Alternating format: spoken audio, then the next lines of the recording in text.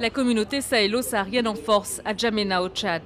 L'actualité de ces derniers mois dans la région a conduit à la convocation du sommet extraordinaire de la SENSAD le 16 février dernier. Une dizaine de chefs d'État ont répondu présents. Les présidents béninois, burkinabés, nigériens, mauritaniens, centrafricains ou encore djiboutiens. Le président en exercice de la CEDEAO et président de la Côte d'Ivoire, Alassane Ouattara. La Libye était représentée par le Premier ministre Ali Zaïdan. Invité de marque, le président de la transition malienne, John Kounda Traoré.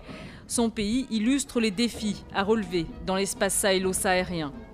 Le Tchad, qui exerce la présidence de l'organisation sous-régionale depuis 2010, a envoyé 2000 soldats combattre les djihadistes au Mali, aux côtés des forces françaises et maliennes. La SENSAD s'est fendue d'une déclaration spéciale sur le Mali, l'expression de sa solidarité envers ce pays en guerre contre les narcoterroristes. Promesse, une enveloppe de 500 millions de francs CFA pour soutenir l'action de la MISMA. Mais l'objectif principal était ailleurs, relancer et recentrer les missions de la SENSAD créée le 4 février 1998 à Tripoli, en Libye. Une institution à la traîne depuis la chute de son fondateur, le guide libyen Mouammar Kadhafi. Moi je pense que si la SENSAD n'existait pas, il aura fallu la créer. Tant l'actualité nous donne parfaitement raison. Effectivement, un bon nombre d'observateurs ont confondu SENSAD et Kadhafi. Il est bien vrai qu'il était parmi les initiateurs, mais déjà, en 2010, comme je le disais, nous avions estimé, après avoir évalué 12 ans d'existence, que la SENSAD servait beaucoup plus un agenda diplomatique et politique, beaucoup plus pour Kadhafi que le continent.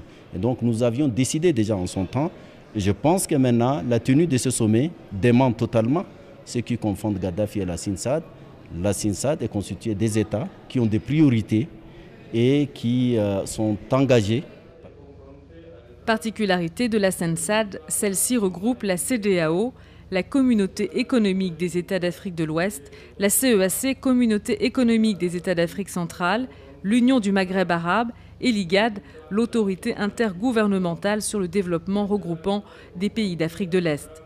20 États sur les 28 membres de la SENSAD ont signé un traité révisé qui entérine la création d'un Conseil permanent de paix et de sécurité et d'un Conseil permanent chargé du développement durable. Autre proposition, la création d'un centre commun de lutte contre le terrorisme dont le siège sera en Égypte.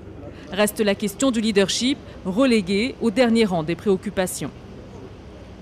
Nous sommes des États à égalité, on n'a pas besoin d'un État leader, je crois, mais comme tous les groupements régionaux africains, il y a actuellement 7 communautés économiques africaines, sous-régions.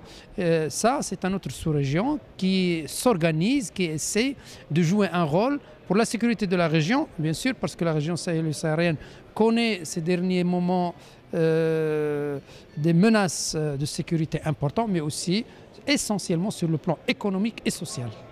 Pour entrer en vigueur, le nouveau traité devra être ratifié par au moins 15 États membres. Le prochain sommet de la SENSAD est prévu à Rabat au Maroc.